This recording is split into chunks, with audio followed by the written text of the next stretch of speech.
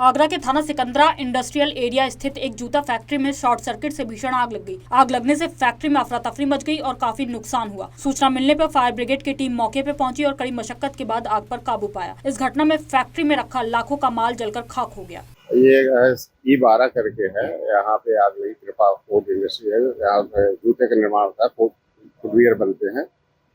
तो इसमें आग की सूचना मिली, फायर सर्विस से सूचना मिलते ही जनपद के तीनों फायर स्टेशन ईदगाह, संजय पैलेस, शास्त्रीपुरम से गाड़ियां मौके के प्रस्थान में, सारे अधिकारी मौके पहुंच गए हैं और शास्त्रीपुरम संजय पैलेस के एसओ साहब भी मौके पे हैं। ईदगाह के भी अधिकारी पहुंच गए हैं। आग कंट्रोल में है। सबसे जब से विभाग पहुंचा है, ऊपर ग्राउंड फर्स्ट फ्लोर पे आग लगी थी, फर्स्ट फ्लोर पे ही सीमित रखा गया है। आग जो है कि बाकी फ्लोरों पे नहीं फैल पाई। आसपास की अगल बगल की जो फैक्ट्रियां हैं, नहीं कोई कर्मचारी, कोई नुकसान नहीं हुआ है। सब लोग सुरक्षित हैं। आग पूरी तरीके से कंट्रोल में है और थोड़ा बहुत धुआं हुआ रह गया है। तो अभी 10-15 मिनट की और फायर फाइटिंग बची है।